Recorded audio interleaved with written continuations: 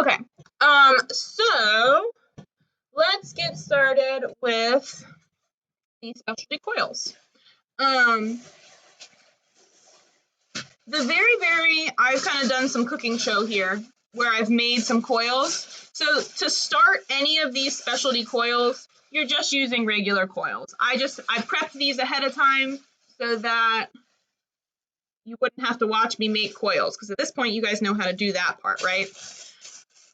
The next biggest thing, or not the next biggest, the biggest probably, the biggest thing that is going to help you guys out finding success making these specialty coils is the freshness of your clay. The fresher your clay is, the easier these special coils are. If your clay is old and dry and cracky, you're going to have a harder time. So when you're making these specialty coils, you want to make them fresh out of the bag, right? You want to take that clay right out of the bag, make the coils, don't wait, don't let the clay get dry, okay? All right, so the first type that I'm going to talk about are going to be the spirals. If at any point you guys have questions, please just interrupt me, okay? So the first one I'm going to talk about is the spirals. Now, if you want to do multiple spirals in a row or like all together, you want them to be the same size. So to help you achieve them being the same size, when you make your coil, I would make one long coil and then cut it into equal strips.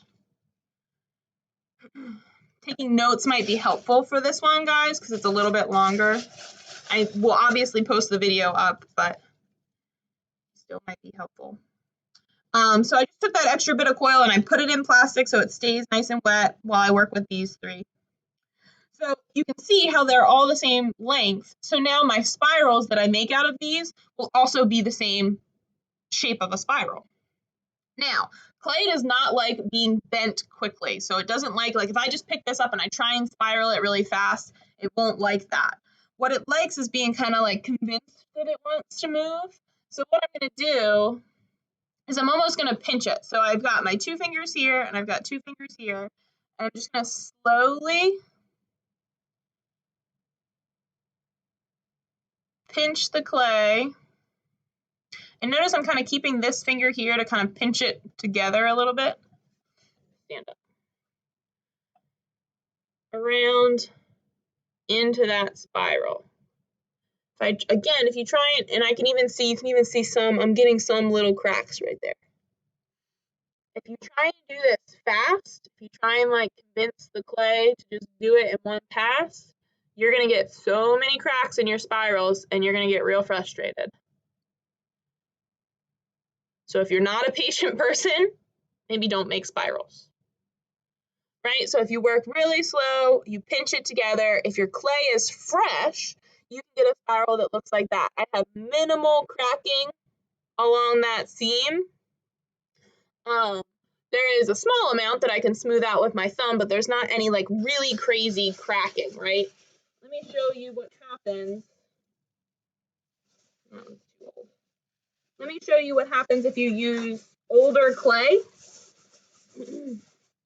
or if you try to do it too fast. So this piece of clay here that I just grabbed is older. It's from 2 days ago when we did our demo, so it hasn't been in that good workable bag, right? So if I try to make a spiral with this clay,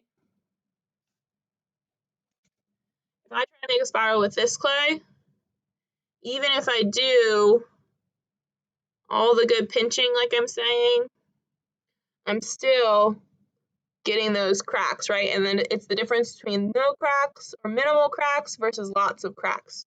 That difference, even though I'm doing it nice and slow, even though I'm doing my pinching, has everything to do with how fresh the clay is, right? So if you're doing everything right, if you're taking it slow and you're pinching slow and you're not trying to get the clay to do it all in one pass, and you're getting cracking like that, it probably has more to do with the clay than it does with you. Now, I'm not saying you can't use this clay, because you can, right? So I can take the time and I can smooth all those cracks out. And this spiral can look just as nice as the other spiral, but you can eliminate that step, right? I just smoothed them out. You can eliminate that step by using really, really fresh clay.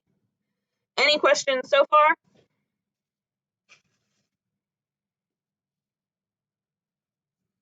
Okay, I'm gonna make one more.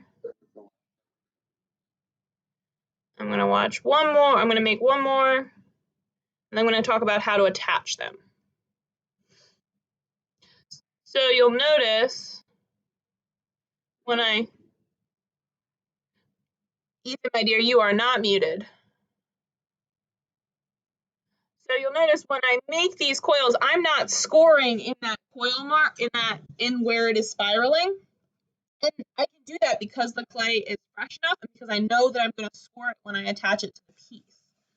Now, when you go to score it to attach it to the piece, you have to be precise about your scoring. So it's a little bit slower of a process than it was when we were scoring here. When we were scoring here, we were just scoring all over the place crazy, right?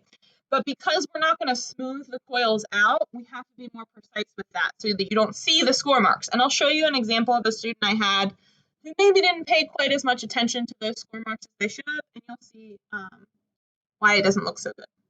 So I'm going to take my fork, and when I score, instead of just going all crazy all over the place like I normally do, I'm just going to score down that center part.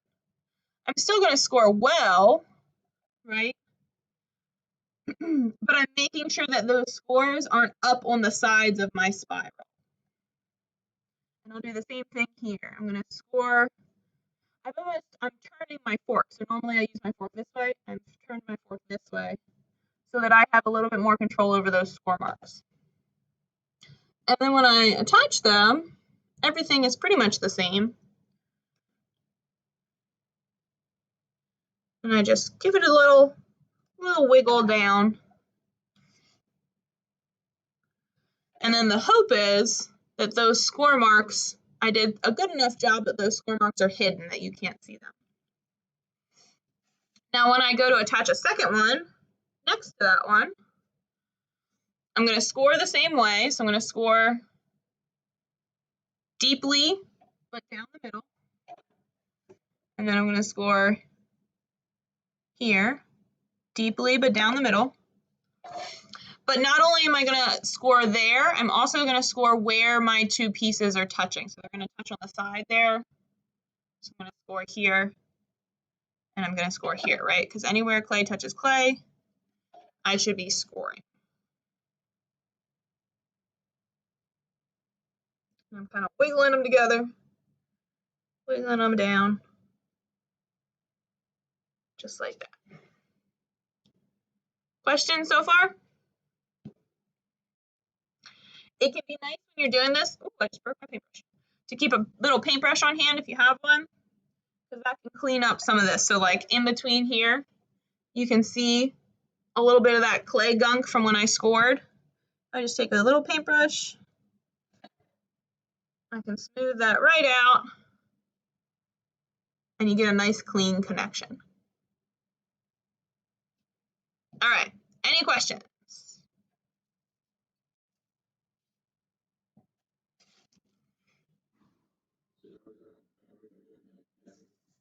We are, but I gotta make it through the demo. Remember, this demo is gonna be really long, Ethan. Yeah, sorry. Couldn't figure out a way to avoid it. Okay, so then let's talk about, so these were spirals. The next one I'm gonna talk about is the arches. The arches are really similar to spirals in that you have to make sure that you have fresh clay. I can't stress that enough. And that you just can't bend the clay too quickly. The difference with the arches is, like the arches you see in the example on Schoology have layers to them. So I'm going to show you, I'm going to talk about those layers. You could do an arch.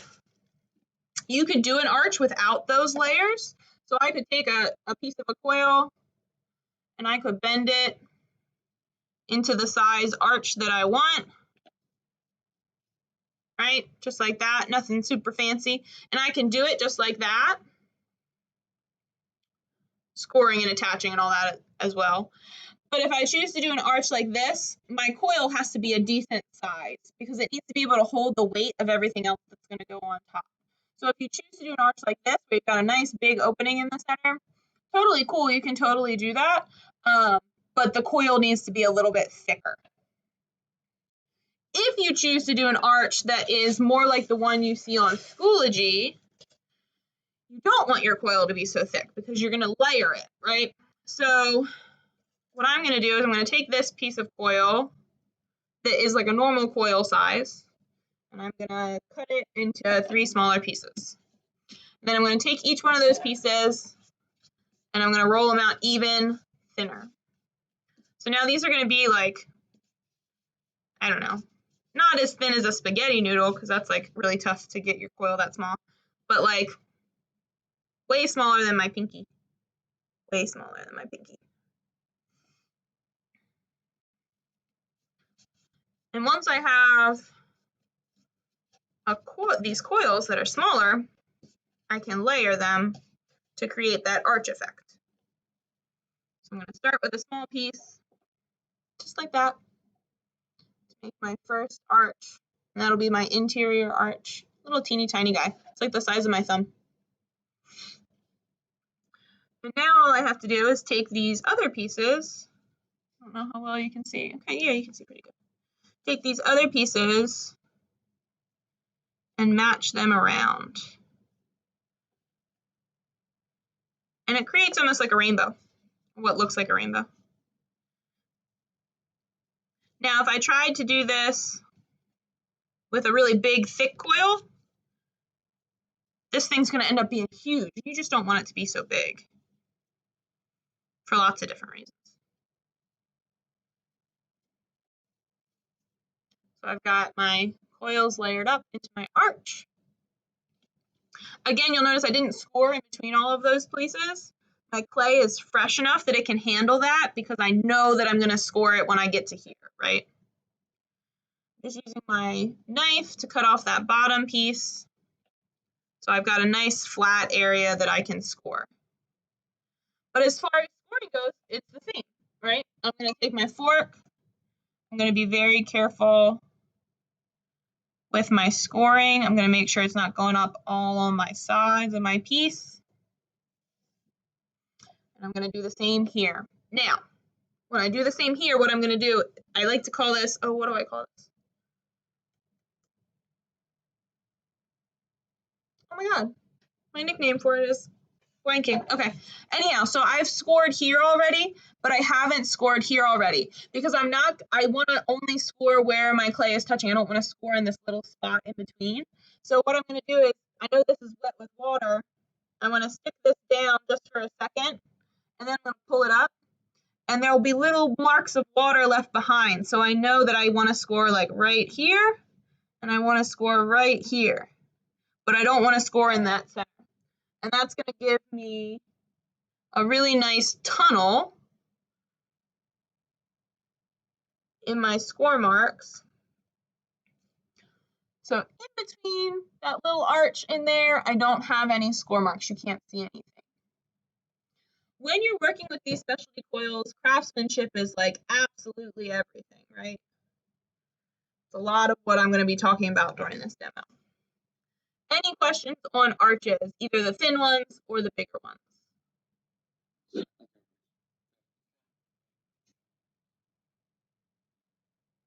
Yeah, sort of. I would say that. I would agree with that. Yeah, it's just making sure that you're using fresh clay, you're moving really slowly, and you are scoring really purposefully, right? Okay. And now I have, why can't I see anything? Hold on, sorry guys. Okay, so we just did spirals, we just did arches, donuts. That's what I can't remember. So now we are going to do donuts.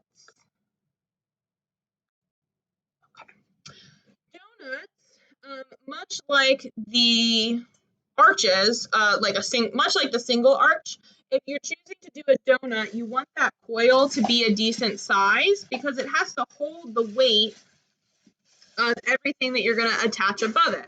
So you don't want the coil that you use for a donut to be much thinner than your pinky finger. It should be about the same size as your pinky finger. That way it can hold the weight of it, right? So to make a donut, I'm just going to cut myself a piece, always keeping my fresh clay in a bag so it stays nice and fresh. And you would think it's pretty simple, straightforward, right? You just take the two flat ends and bend them together to make your circle. You can do that, but I have found over teaching this unit multiple times a year, to multiple different people, multiple different levels, it just doesn't attach that well because your surface area is really small on the ends. So what you want to do before you turn it into a circle is cut those two ends at just a slight angle. Again, guys, taking notes might be a good choice for this demo because it's a little bit longer. The video will get put up, but right. So see how sorry, my light is like blinding. I've just cut those at an angle on either side, and what that's going to do is it's going to give me a little bit more of a surface area to score. So now I can take my fork and I can score that surface area really well and score this surface area really well. And it's just going to help bring them together a little bit better. Again, I'm kind of pinching the clay. I'm not trying to make it do it all in one motion. Kind of have to make the clay think that it was its idea. And now those two pieces come together where I scored, and I can smooth them out. And it's just a little bit easier to do if you do those two diagonal cuts.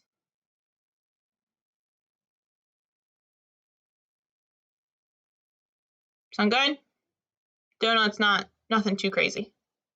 And then you would attach it the same way we've been attaching everything else. I'm being really sure to score really purposefully, to score really intentionally.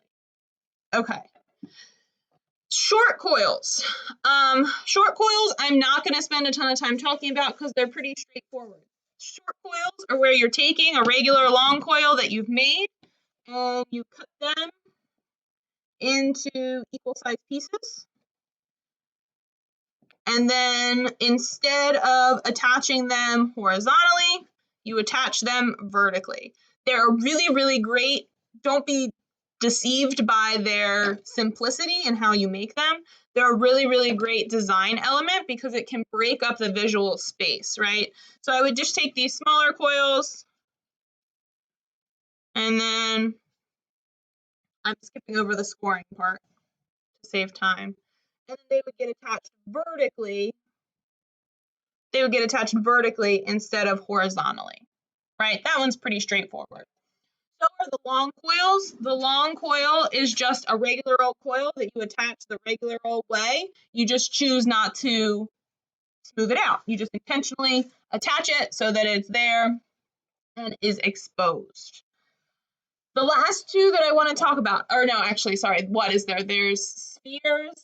If you do a sphere, it's just a piece of clay that you roll into a ball and you attach, right? So like I could attach a sphere between my two spirals. That's going to be a sphere. Trouble is with the spheres is they can't get so big. So like think about a marble. That's about as big as you want the sphere to go. Otherwise, it's going to have to start to be hollow in there because it won't dry. So about a marble is a good size for the sphere. You can also make the spheres flat. So if this is a ball, and all I do is pinch it, and I would smooth it. And that sphere could be flat as well. Okay? Those three are pretty straightforward, right? The short coils, the long coils, and the spheres. The last one I want to go over is going to be the braid and the twist because they're always fan favorites. People love the braid and the twist. But the braid and the twist can be really difficult for the same reasons the spiral can. Because if you're not using fresh clay, you're going to get cracking, right? I'm going to do the braid, but just know that the spiral is done in the same way. So because I'm doing the braid, I don't want to use a full-size coil. I want that coil to be smaller again. so that the weight of it isn't crazy heavy. So I'm going to take pieces of regular size coil and I'm going to cut them into the same size and then roll them out until they're thinner. That really, like my arches, right? That's good. About the size of an inchworm, or the thickness of an inchworm, I should say.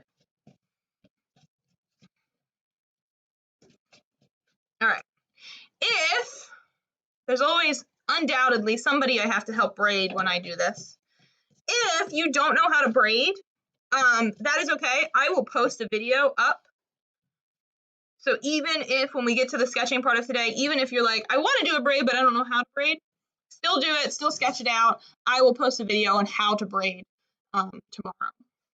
So for those of you who have long hair and have done a braid before, those of you who have little siblings or whatever and have done a braid before, you know the easiest way to start a braid is by tying the hair off, right? So I'm going to have to move this off the table so you can see.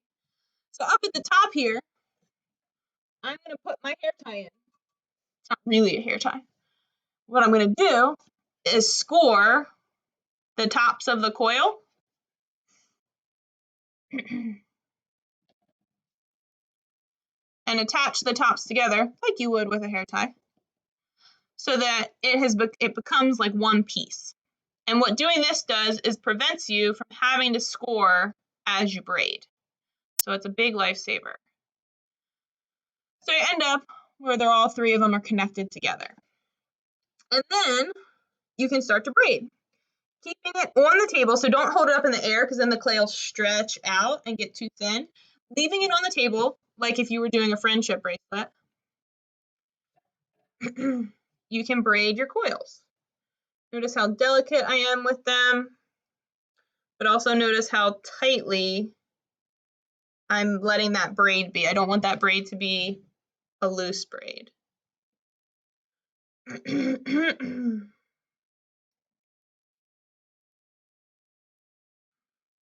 If you feel your coils kind of stretching out as you're picking them up and putting them down, try to pick them up from different places or pick them up with two hands instead of just one hand.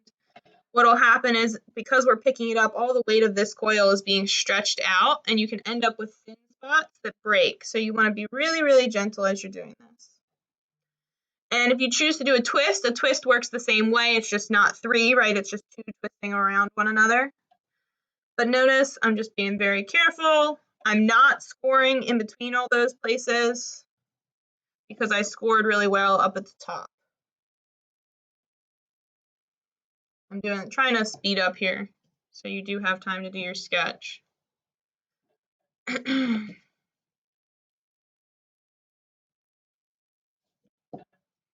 When you get to the end of your coils or you get to the point where you're like, this braid is long enough or whatever the deal is, when you get to the point where you know you're at the end, you are going to do the same thing that you did at the top. Oops, see, that one broke off.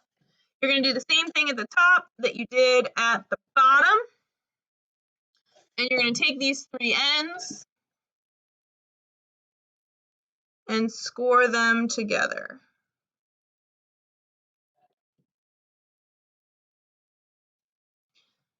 And again, that piece of scoring the top and the bottom, that's going to be what keeps the braid together. If you don't do that step, your braid's going to fall apart as soon as you try to move it. So now that the braid's done, it acts as one single coil. I can pick it up, I can move it as one single coil. The only trouble with it is the braid can be a little finicky to score because when you look along that edge, I'm only going to be scoring in certain spots. So you really want to take the time to attach it to make sure you know exactly where you need to score it. So for me, I would go, okay, I know I need to score in this spot, in this spot, in this spot, all the way around. So I'm only scoring where I need to. Questions about the braid?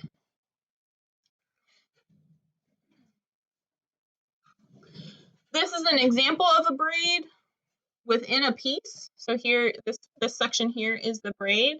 So the more stuff that you put on top of a braid, the more squished down it gets. So if you really like how like this looks and you like how it's light and it's airy and it's not squished down, you want to think about putting that closer to the top of your piece versus the bottom of your piece because it does get a little bit squished.